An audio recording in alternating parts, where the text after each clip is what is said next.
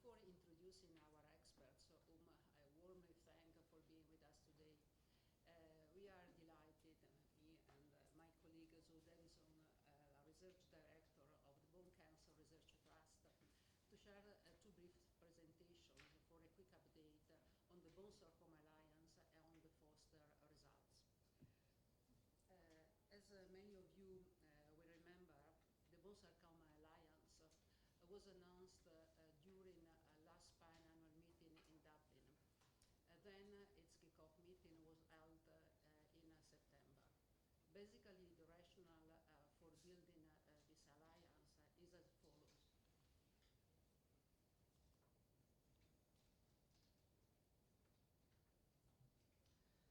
Bone sarcomas are a group of heterogeneous disease, rare and ultra-rare diseases, but despite the diversity, raise common concerns in patients, late diagnosis, limited treatment options, lack of research, lack of clinical trials, late effects of our treatment are issues that affect all bone sarcoma patients. Due to the rarity of these diseases, the bone sarcoma patient community is mainly composed of groups or organizations focused on a specific type of bone sarcoma.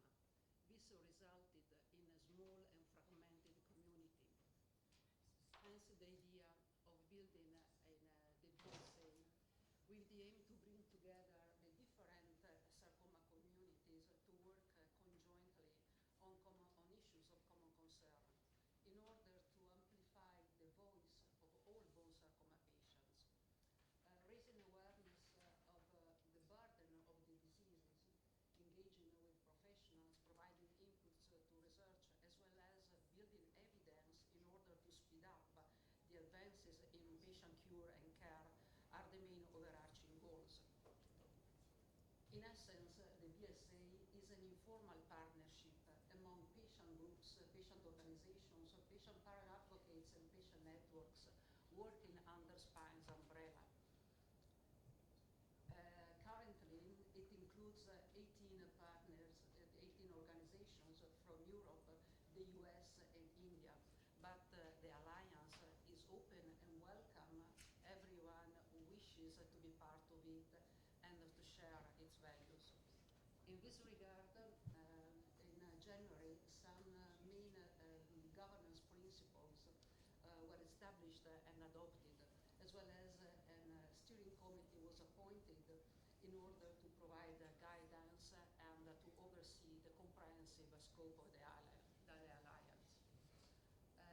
At operational level, the BSA works for regular virtual meetings scheduled every 6 weeks on the Slack platform.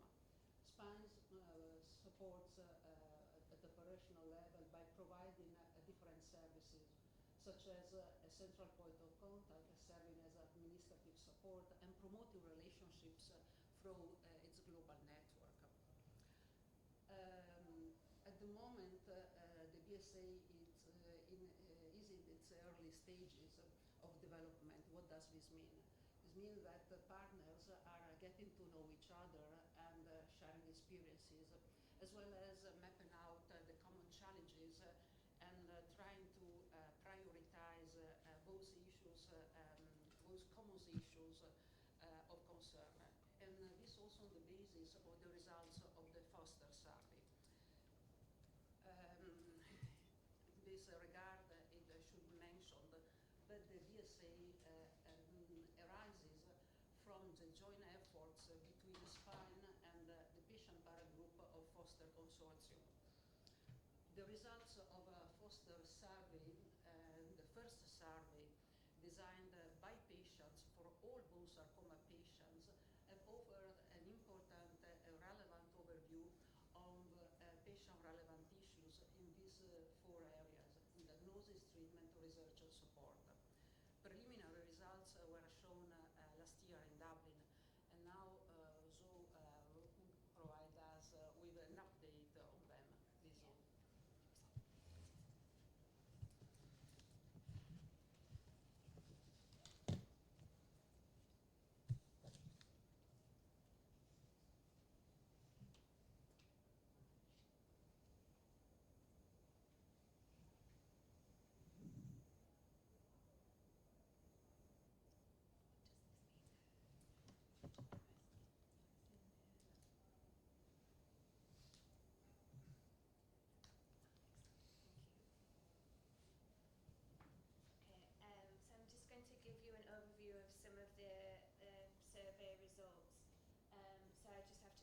that a lot of these results were analysed by Pan, who couldn't be here today, but I just wanted to mention his contribution. So as Ornella said, this came about through the Foster Consortium, so the healthcare professionals and the researchers that formed the consortium developed their own survey to understand what the priorities were in osteosarcoma research and clinical practice. But actually the patient group felt that it was really important for us to develop our own survey to understand what patient priorities were for osteosarcoma research, and the two surveys will act complementary. It was originally planned as a European survey just for osteosarcoma, but actually as the Bone Sarcoma Alliance formed, we felt that it was really important to just survey all patients and understand what priorities were across the different types of bone sarcoma. And it rapidly expanded to be a global survey. It was written initially in 5 or 6 languages: English, German, Dutch, French, Italian and Spanish, and we published some initial results, and then towards the end of last year the Norwegian language was added, and we closed the survey again in February of this year. So looking at who answered it, there was really quite a good spread between the different languages. We had almost 700 responses globally. When we excluded the incomplete responses, where it made the kind of results hard to examine, we were just short of 600 responses, which I think is a really, really good response rate. There were slightly more females that answered it, and predominantly it was patients that answered the survey, followed by parents, and then other responses as well. The types of bone sarcoma that were represented, so this was predominantly osteosarcoma, followed by Ewing's. So when we look at the incidence of bone sarcomas, actually chondrosarcoma was a little bit underrepresented because that's the most common type. So there's probably some work we need to do to make sure we're reaching the adult bone sarcoma patients. And when we look at the age at diagnosis, these quite closely match what we see in patients in the world. So we asked a lot of questions about diagnosis, about routes to diagnosis, about symptoms, presenting symptoms, and how long it took to get a diagnosis. But we thought we would just pull this out. We haven't shown these results yet. And we asked around the stage at diagnosis, and I'm not sure about in other countries, but in the UK it's really hard to get information on stage at diagnosis. It's not a data point that is collected well in the UK, so we were really interested in these results. And actually, particularly in osteo and Ewing's, we had quite a 56 and 61% localised is quite low, and quite high metastatic and locally advanced cases. And when we look at whether a correct diagnosis was made initially, we see that in the slower growing sarcomas such as chondrosarcoma and chordoma and some of the really rare ones, getting an incorrect diagnosis at first was quite common, more common than in osteosarcoma and Ewing's. So we then looked at some of the kind of key issues and common themes that came out of the survey, and so we asked a lot of questions about tissue donation. We know it's something that our patient community feel quite passionately about, so we wanted to understand the experiences of patients on this. So we asked, when we looked at whether patients were asked, it was quite low and it varied between country and country, but usually lower than 50% of patients were asked if they would like to donate a tissue for research, tissue sample for research. But if they were asked, and this is all countries, around 96% of patients or families of patients agreed, which I think is really important. One of the things that I think we need to do a lot of work on is that after being asked, 35% didn't know whether actually a sample was taken, and then they didn't know where it went or whether it was useful, and they had no feedback as to the types of projects it was supporting. So I think that's something that as a community we can help and do some work around. In terms of research priorities, so as Ornella said, we asked a lot about terms of diagnosis, the most the thing that came out as the highest priority is the use of scans and understanding which scans are the best in terms of diagnosis. A lot around the kind of molecular profiling that we're hearing a lot about, kind of whole genome sequencing, circulating biomarkers, and the role of germline mutations and whether we should screen and then monitor these patients more closely.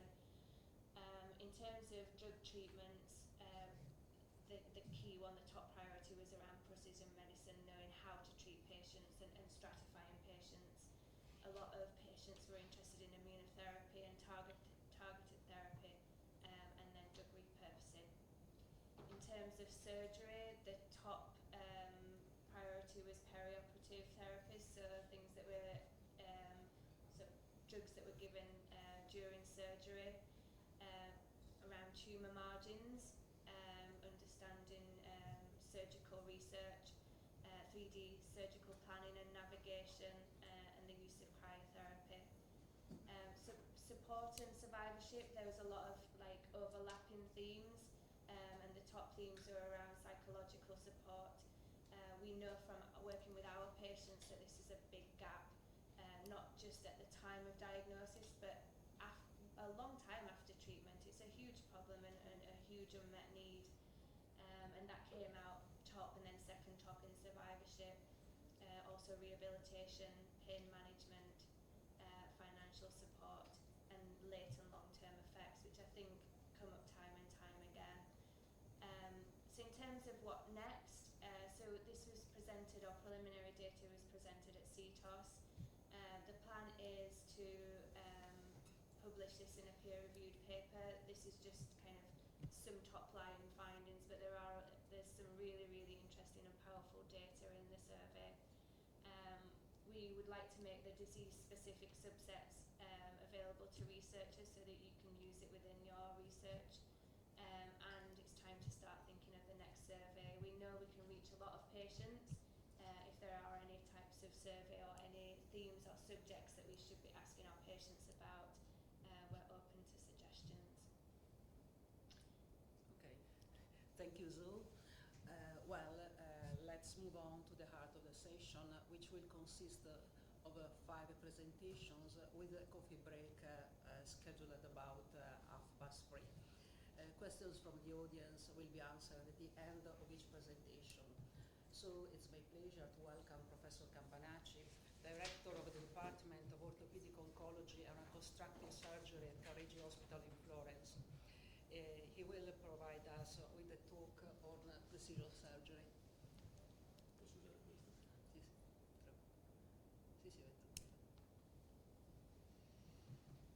Thank you, Ornella, and thanks to the Sarcoma Patient Advocacy Group for the invitation to talk about precision surgery in bone sarcoma. I work in Florence in a referral center for bone and soft tissue sarcoma, one of the referral centers of Italy. What is the main objective of sarcoma, of surgery in sarcoma? Is to obtain a compromise between maintaining a safe margin required for tumor resection, but at the same time to avoid excessive removal of functional tissue. And so for this purpose, we need to be extremely accurate, and so we need precision for patient prognosis and to obtain also a functional outcome, a good functional outcome. This is the goal, to obtain a wide margin, so to remove the tumor covered by a cuff of healthy tissue. So for this reason, we need guides. We need guides during surgery, and we can do it in 3 different ways. We can use cutting guides, patient-specific. We can use navigation system, or probably in the future we could have an advantage by augmented reality. Regarding cutting guides, these are the most popular, the most frequently used device to have a guide during surgery. These are patient-specific. They are studied on a 3D model preoperatively, and they are printed with the 3D printer. They can be printed in plastic material or also in metal. And they are particularly useful when we need to do a multiplanar resection, which would be very difficult to do it by freehand, or when we need to do a joint sparing resection. We want to preserve the joint.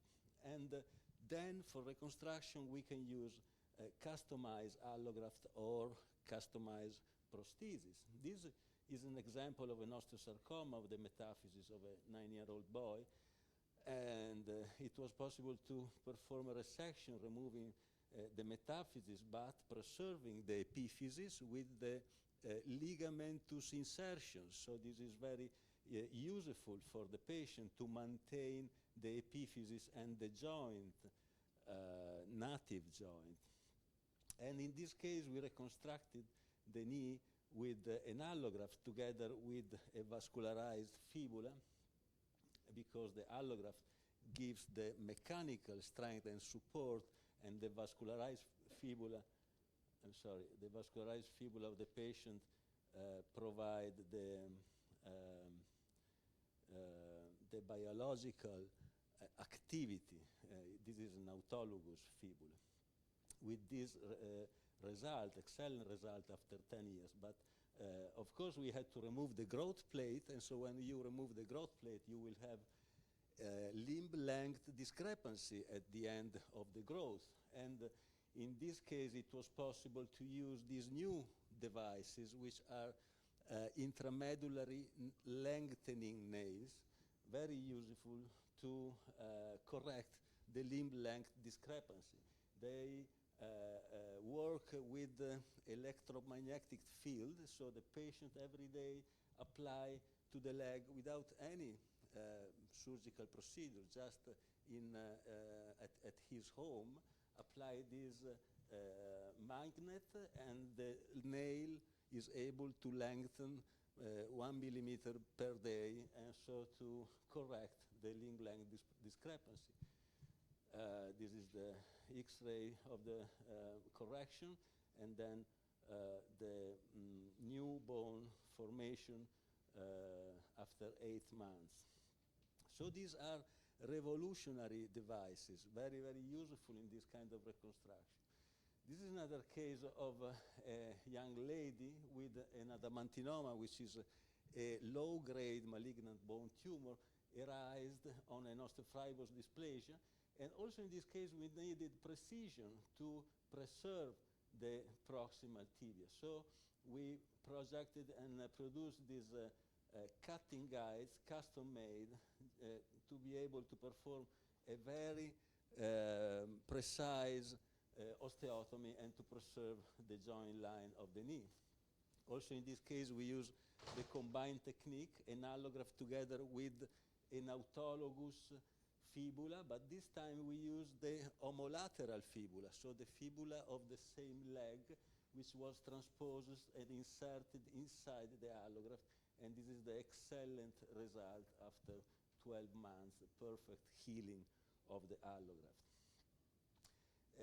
And this technique is very useful also in multiplanar resection, when we have to perform a very complex resection to preserve the joint line. In this case, it was a chondrosarcoma, a peripheral chondrosarcoma of the knee, and we used the same technique. We fused the MRI and CT scan images preoperatively, and then we plot a 3D model of the anatomical area and of the tumor, and on this model we plan the osteotomy, and then we can print, in this case with metal in titanium, the cutting guide. And so we have a cutting guide to perform the osteotomy, and then we have another cutting guide, different one, studied on the anatomy of the allograft, which is useful to shape an allograft to be able to precisely match the defect, and so to have a precise reconstruction of the defect with two different cutting guides, one for the patient and one for the allograft. Peripheral chondrosarcoma of the proximal tibia, the posterior aspect. Also in this case we use a cutting guide, one for the patient and one for the allograft, to achieve a perfect matching and reconstruction. This is a 2-year follow-up after allograft reconstruction. So cutting guides is one way to do this. Another way is to use navigation system. So like we do when we drive a car, we use a navigation system during surgery to see where are we going and what are we doing. What are the advantages? Again, to have adequate margins, to be more precise, and this will end probably in a better local control, so a lower rate of local recurrence. Accurate and precise osteotomies. We can be more safe on neurovascular structures. We can have a better matching when we do an allograft reconstruction. And also when we do the reconstruction, we can measure accurately the length, the height of the joint line, and also a rotational alignment. And this could lead to less complication. But this is an expensive technology, so when we have to use it, when it is more useful to use navigation, especially when the 3D anatomy, the anatomy of the area is complex, the three-dimensional anatomy is complex, like in the sacroiliac region. In the sacroiliac region, we don't have anatomical, clear anatomical barriers.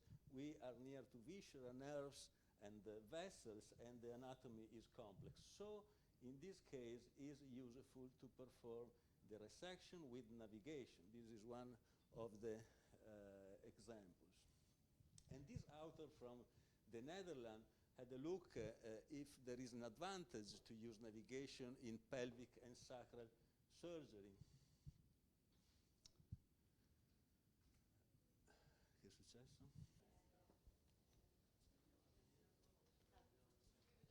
You can draw your slides. Yes.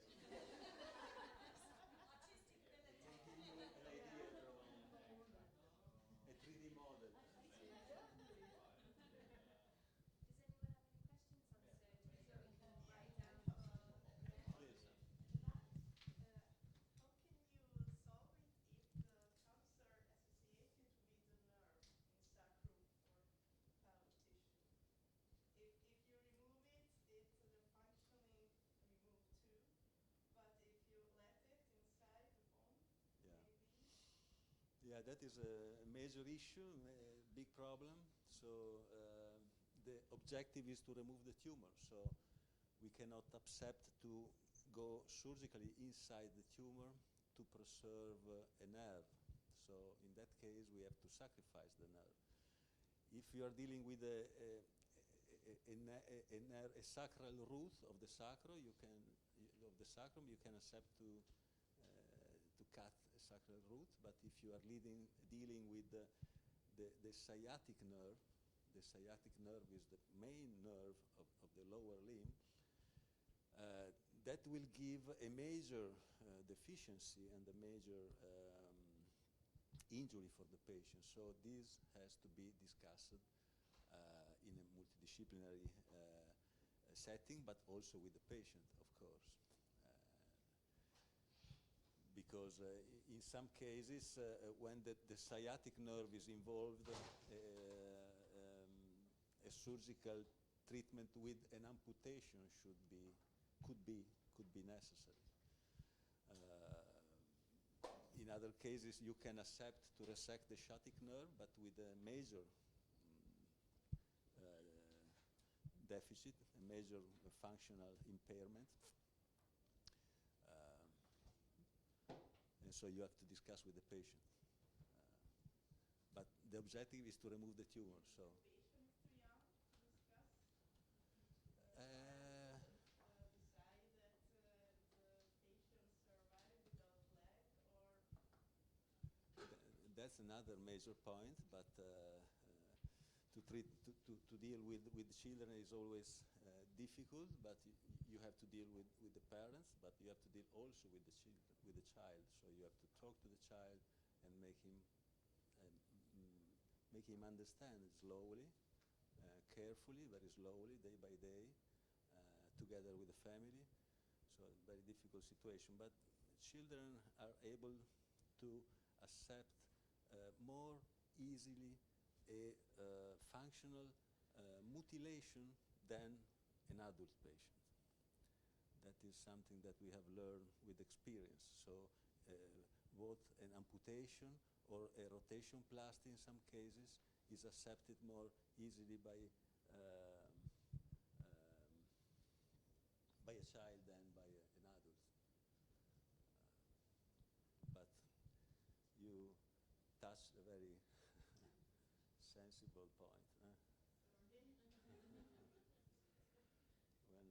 When you have to decide to preserve a limb or to amputate is always a difficult choice, and it is a choice that you have to do with together with the patient to explain the advantages, the disadvantages.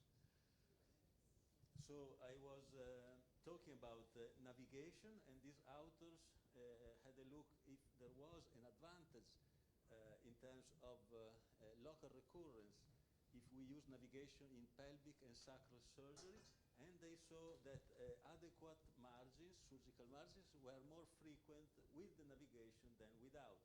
But the margins on soft tissues were not different. Why? Because navigation is good for bone, because bone is stable, it doesn't move, but it's not good for soft tissue. So we need something else for soft tissue than navigation. This is a chondrosarcoma of the scapula, where it was possible to make a partial resection of the scapula and to preserve the glenoid and the scapular spine. So we used the navigation in this specific case, and it was possible to remove the tumor, preserving the scapula. And also for joint sparing resection, navigation is useful. You can do the resection preserving the epiphysis using navigation. This is a special prosthesis, a lengthening prosthesis called joint sparing prosthesis, which have been used instead of the biological reconstruction that I have showed to you before. This prosthesis, you see, is attached to the epiphysis. Look at the slim, very tight slice of epiphysis was preserved in this specific case, but it was able to grow with time. The residual epiphysis grew in length and also in width, because it is able to grow also in width, and the fixation with the prosthesis is still good after 7 years. So this is an option. These are the colleagues from Hong Kong which are using this special kind of joint sparing prosthesis, and they advocate the use of both navigation and cutting guides to be able to use navigation to be precise in applying the cutting guides on the bone. So they use both the technique to be able to be more accurate in the resections. Another way to orientate ourselves, these are the last generation operatory room where there are intraoperative CT scan, so we can do a CT scan during surgery, and this is the more useful technologies, but also the more expensive, so not all the hospital can have this kind of technology. And for the future, we wait also to have some help from augmented reality, but up to now we have just experimental test on animal model. This is a study from Korean guys on pigs. This in red is the tumor, in green is the margins that we want to have, and they can see the margin on a kind of a HoloLens to be able to be precise in the resection and to use augmented reality during surgery. But the conclusions of this study from Korean colleague is that current results do not yet justify a clinical trial without further in vivo animal studies. So this is not used still in the practical, in the clinical practice. We can use for reconstruction of custom-made implants. Where are they useful? In indication where there are no modular implants available, like uncommon sites like the calcaneus, if we have to reconstruct a calcaneus, or in the astragalus. In this specific anatomical site, we don't have modular prosthesis available on the market. So we can probably use custom-made, but these need to be followed with time and to see the results. Another indication is when we have an extensive bone loss in pelvic and scapular girdle. We have already seen the scapula. When the scapula is involved partially, like in this case, we can preserve the periscapular muscles and the sovrascapular nerve. We can use a partial scapular prosthesis, preserving the rest of the scapula and also the muscles, the periscapular muscles. But when the tumor extends outside the bone, involving the periscapular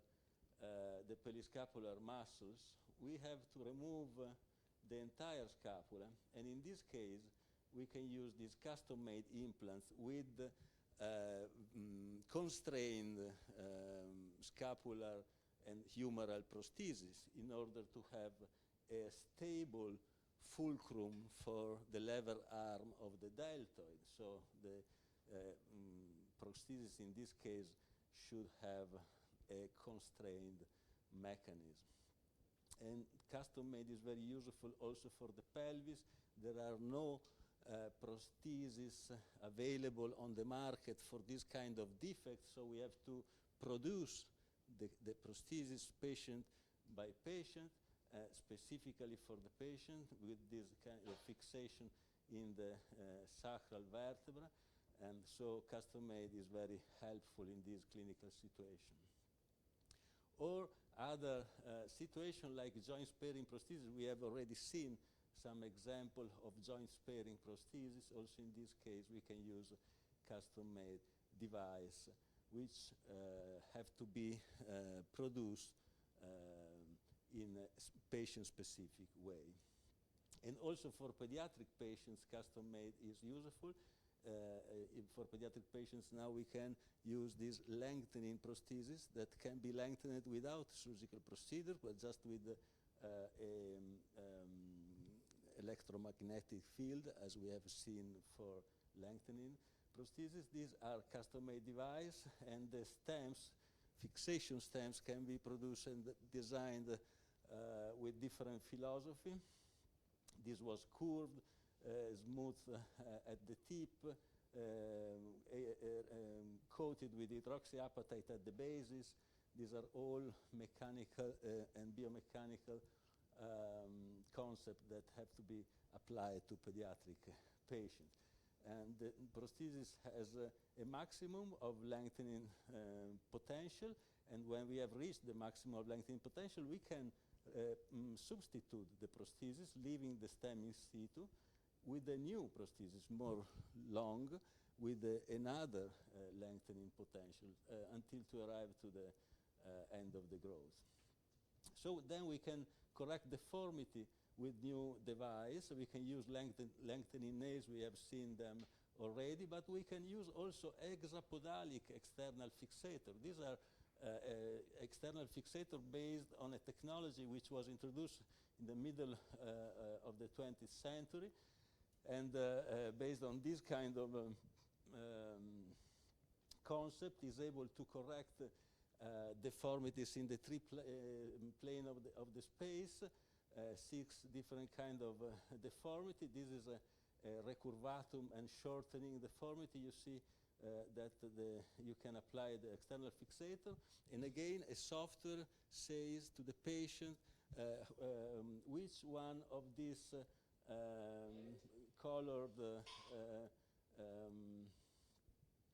rings have to be twisted every day, and the correction is obtained by the patient. You see there are 6 bars with different colors, and the software say how much you have to twist every color every day, and the patient do it, and the correction is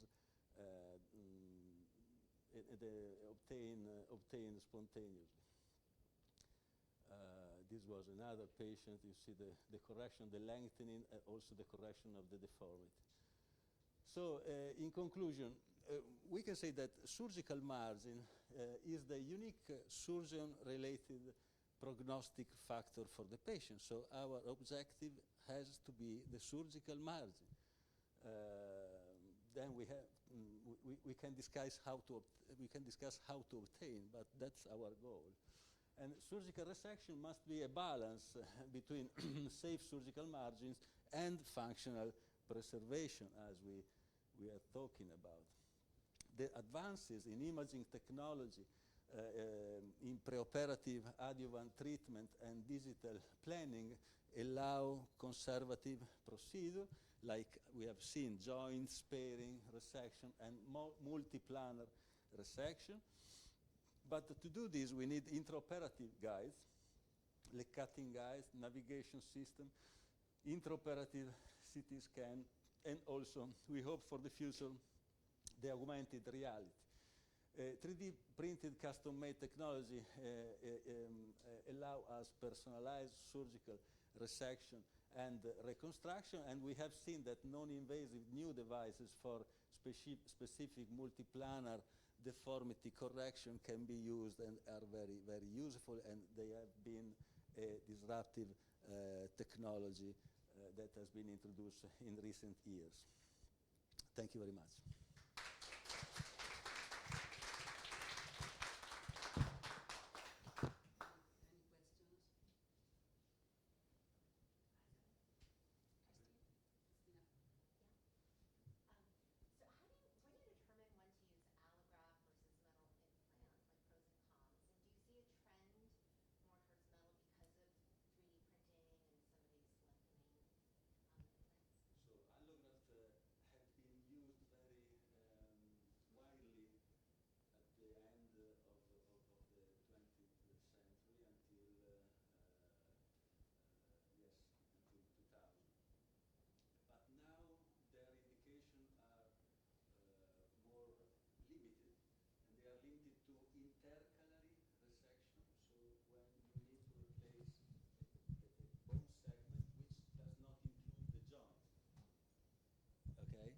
So in that case, the biological reconstruction with allograft is still indicated. And another indication is children. So in children, biological reconstruction with allograft is still a diffuse indication, also to reconstruct the joints, sometimes associated to prosthesis. In other cases, when you have to replace the joint, so your resection involves the joint segment, prosthetic reconstruction is much more popular because prostheses are more mechanical resistant during time for the joint reconstruction. So the indication depends from the age of the patient and the site of resection, intercalary versus articular. That is the main difference. Please.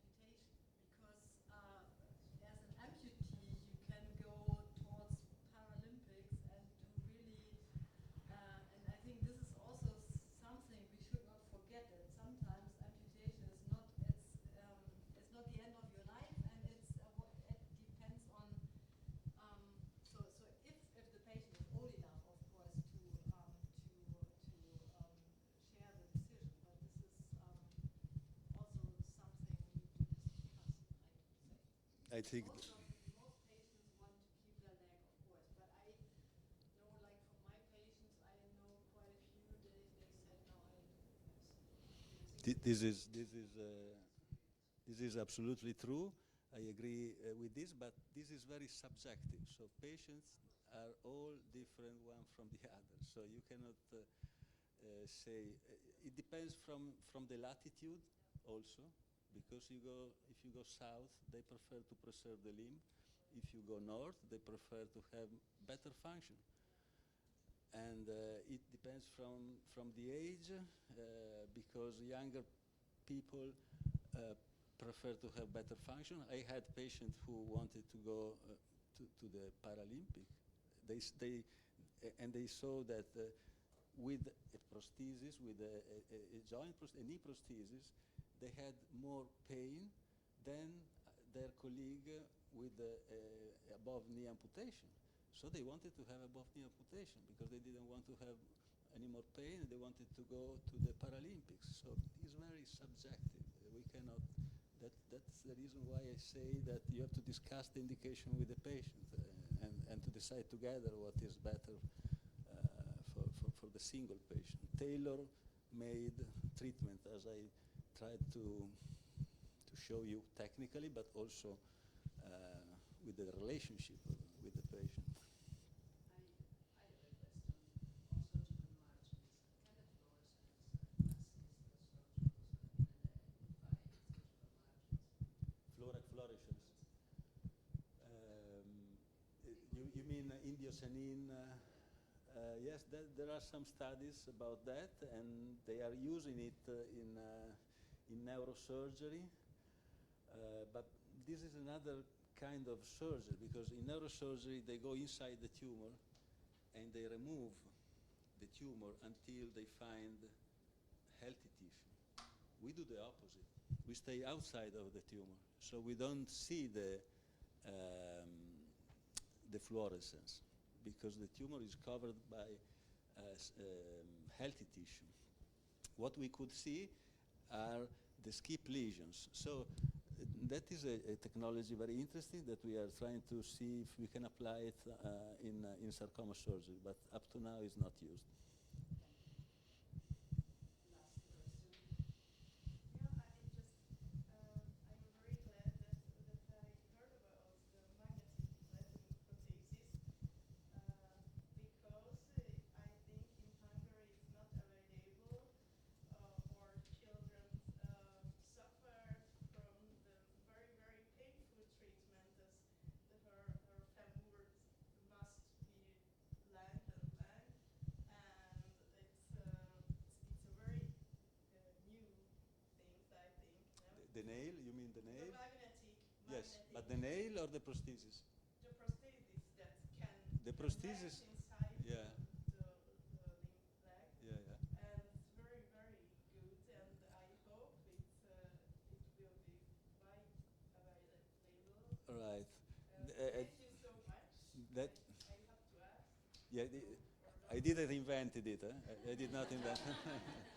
But this was what is called a disruptive technology, because it changed completely the treatment of these patients. So it was very, very important introduction.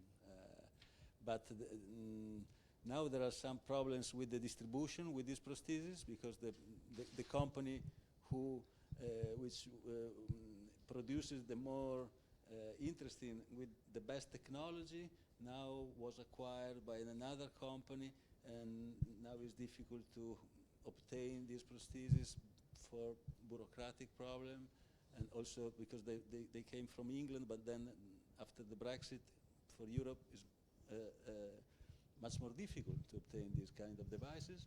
So bureaucratic problem, and the patients are waiting for them, and so we are not happy. Technology is the doctor frees the bones, the original bones, and after rebuild inside the That's leg. But when arise the children, this leg is not. Yes. Therefore, it needs a very painful treatment to grow again. Yes. But it's a very, very good idea. Yes. I hope it will be. That is with external fixator, but now we can avoid external fixator and use the intramedullary nails, and these are also very, very useful. Yes.